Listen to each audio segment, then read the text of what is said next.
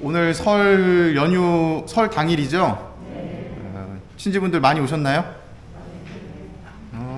많이 안 오셨나? 다시 한번 여쭤보고 싶은 게, 아직 안 싸우셨나요? 아직 우리가 젊은 사람들 용어로 쿨타임이 아직 안 차셨는지 모르겠네요. 우리 본당에 처음 오신 분들도 분명히 계실 텐데, 처음 오셔서 아마 이것 때문에 낯설어 하신 분들이 좀 있으실 것 같아요. 잠깐 설명을 드리면, 제가 유튜브 대스타라서 네, 강론을 이렇게 좀 유튜브에 올리고 있는데, 그걸 찍고 있는 겁니다. 이 설 연휴가 쭉 있는데, 설 때는 친지분들이 다 모이시죠. 모이셔서 뭐 하시죠? 먹고 자고 놀고. 그거는 저기들 입장 아닌가요? 우리 형제님들 입장?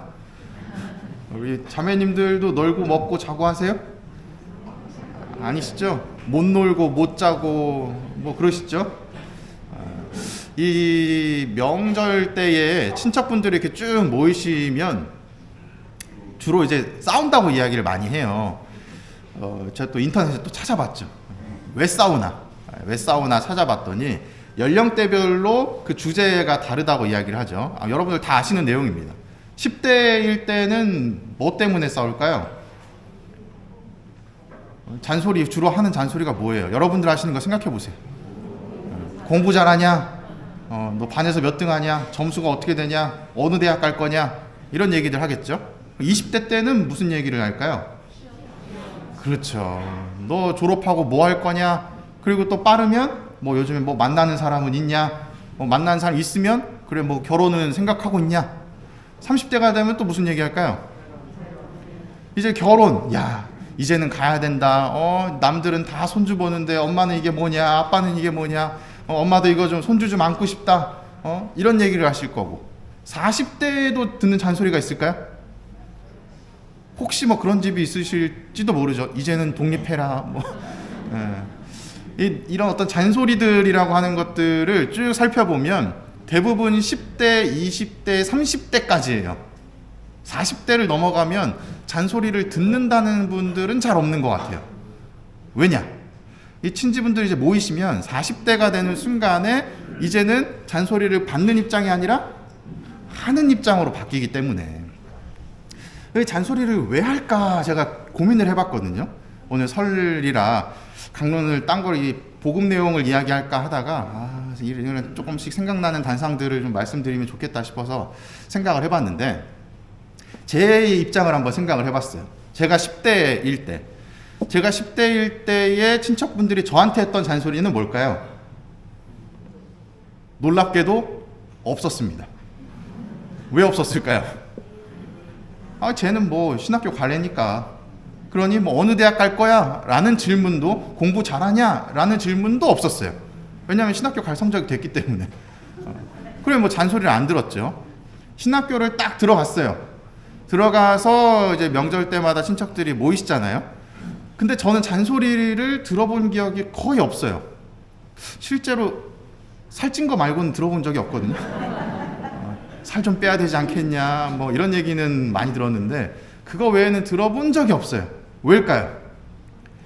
저는 설이든 추석이든 연휴 때에 거의 대부분 성당에 있었거든요.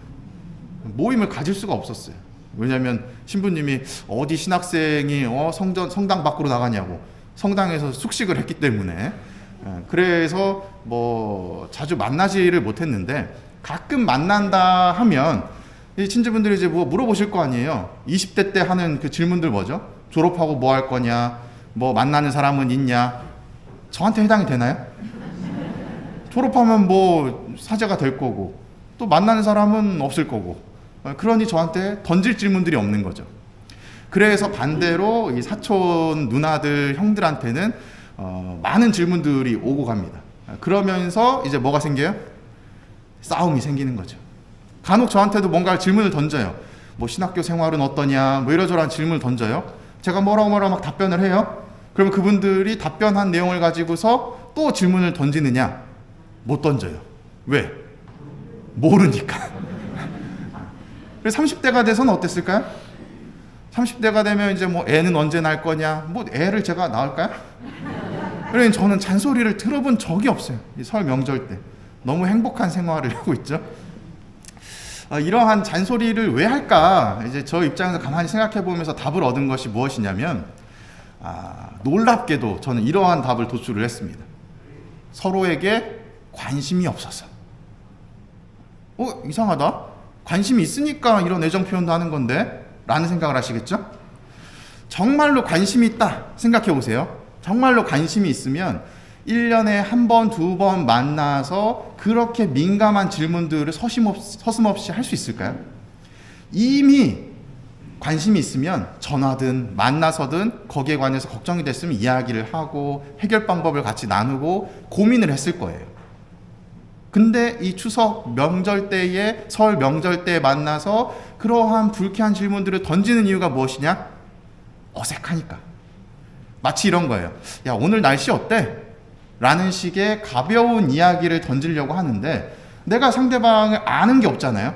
그러니 내가 전화할 때 뭐 했지? 공통의 관심사를 끄집어내는 거예요. 그리고 이런 질문 던지면 안 되는데 하면서도 내가 너한테 관심은 가지고 있어 라는 느낌으로 질문을 던지는 거죠. 뭐 공부는 잘하니? 요즘 뭐 어때? 어려운 거 없고? 그래서 저는 그런 생각이 든 겁니다. 관심이 없다. 이 관심이 없기 때문에 던지는 이 질문들이 있고, 그래서 받아들이는 입장에서도 어떻게 받아들일까요?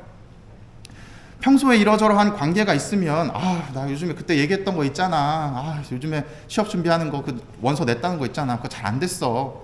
뭐 이러면서 얘기가 오고 갔을 텐데, 그게 아니고 생뚱맞게 막 1년에 한 번 보시는 분이 뭐 요즘에 취업은 잘 되고 던졌을 때 이 사람이 갑자기 나한테 왜 이런 질문을 하면서 거부감을 가지게 되겠죠. 그래서 조금은 좋은 표현이 아니라 거친 표현도 오고 가고 되고, 서로가 서로를 이해하지 못하는 상황 속에서 다툼도 생길 수가 있는 거죠. 이러한 관심의 표현을 던지는 이유가 또 뭘까 혼자 고민을 해봤어요. 여러분들 처음에 이 연휴 때 뭐 하시냐고 여쭤봤을 때 뭐라고 말씀하셨죠? 먹고 자고 쉰다고 말씀을 하셨잖아요. 할 게 없으니까. 할 게 없어서 서로한테 그냥 궁금하니까 그냥 툭툭 던져보는 거예요. 쿡쿡 찔러보는 거죠. 화 낼 거야 안 낼 거야? 이런 느낌으로. 그래서 명절 때 가족분들이 모이면 싸우는 게 아닐까. 그래서 제가 놀랍게도 명절 때 싸우지 않는 비법을 찾았어요. 바로 어제 찾았습니다. 제가 어제 그 예전 본당의 청년이 다음 달에 이제 결혼을 하게 돼서 제가 주례를 보게 됐거든요. 그래서 인사차 왔어요. 그래서 저기 우리 동네에 파스타 파는 37.5라고 하는 파스타 가게에 가가지고 점심을 먹었는데, 점심을 막 다 먹고 이제 자리에서 일어나려고 하는데 옆에 보니까 이 테이블 한 2개인가 3개인가를 붙여가지고 식사를 하는 무리가 있으셨어요. 딱 돌아서 봤는데 너무나도 익숙한 형제님 한 분이 계시는 거죠. 우리 본당에 이제 계속 미사 참례 열심히 하시는, 평일 미사 참례하시는 이제 나이가 있으신 형제님께서 서로 눈이 이렇게 딱 마주쳤어요. 어떻게 했을까요? 그분들의 자녀들, 손주들 다 있는 데서 갑자기 형제님이 앉아 계시다가 식사하시다가 막 인사를 막 이렇게 하시는 거예요. 그래서 제가 당황을 했죠. 그래서 앉으세요 그러면서 황급히 이제 그 민망한 상황을 회피하기 위해서 가게에서 나왔습니다. 그리고 나서 가만히 생각을 해보니까 이게 연휴 때에 친척들이 싸우지 않는 비법이다 라는 생각을 했어요. 무엇이? 외식이. 외식을 하게 되면은 집에서 벗어나게 되죠. 그러면서 다양한 소통의 주제들을 밥을 먹으면서 일어나게 되는 거예요. 야, 여기 식당 맛이 어떠냐? 뭐 파스타 맛은 괜찮아? 하면서 서로 민감하지 않을 만한 질문들을 던지면서 유쾌한 자리가 계속 지속이 됩니다. 나아가서 우리 자매님들은 어때요? 밥을 안 하죠. 밥을 안 하면 뭘 안 해요? 설거지를 안 하는 거죠. 그러면 명절 스트레스가 있어요, 없어요? 없어요. 제가 발견했습니다. 연휴 때는 뭘 해야 된다? 외식을 해야 된다.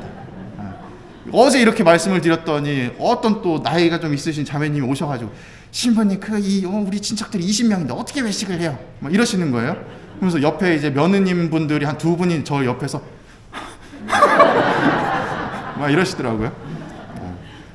답이 뭐 명확한 것 같아요. 여러분들 반응을 딱 보면 명절 때는 외식을 해야 되는구나. 그래서 오늘 이 주제는 외식을 하자입니다. 잠깐 복음 얘기도 좀 하면 이 루카복음의 오늘 내용은 준비하라라는 이야기를 하고 있어요. 무엇을 준비하느냐? 명절을 비추어서 오늘 복음을 조금 그냥 좀 넓게 복음적인 것들에 들어가기보다는 좀 넓게 표현을 좀 한다면 미리 친척들과의 관계를 위해서 좀 연락도 자주 하고 얘기도 자주 나누고 서로의 어려움도 소통하고 이러한 준비의 과정이 있다면 이 친척들이 모이는 명절이 유쾌하고 좋은 자리일 텐데 평소에는 못하다가 갑자기 뭔가를 하려고 하니까 서로 부담되고 또 낯설고 이러한 감정들이 생기는 것 같아요. 그러니 오늘 복음에서도 보면 자신의 일에 충실한 종의 비유가 쭉 나오죠. 혼인잔치를 간 주인을 기다리는 종.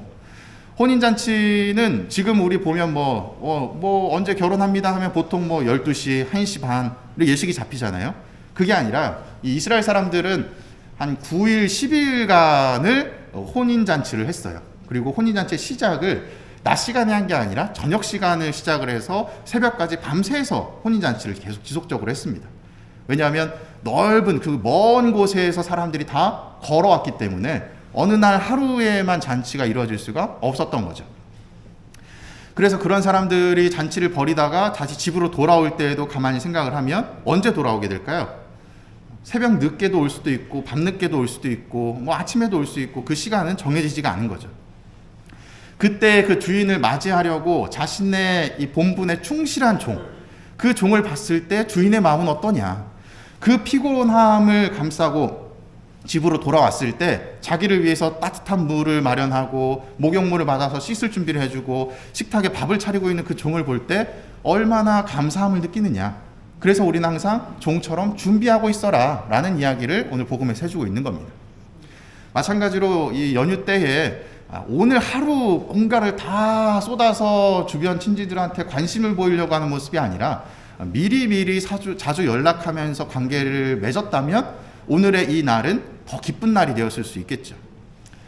그러니 조금 마음이 만날 때마다 불편하다 하시는 분들이 계신다면 내가 미리미리 준비하지 못했구나 라고 생각하시면서 새해를 시작하는 오늘 올 한 해는 친지들과 조금은 더 가까운 모습 좋은 관계를 맺을 수 있도록 한 달에 한 번이든 두 달에 한 번이든 전화를 하건 찾아가건 대화를 나누는 시간을 좀 가지면 좋지 않을까라는 말씀을 드리면서 강론을 마칠까 합니다.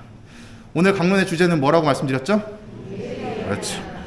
또 저한테 오셔가지고 따지는 분들은 안 계시겠죠? 우리 시어머니들. 네, 좋은 연휴 되시고 행복한 하루 되시기 바랍니다. 사랑합니다.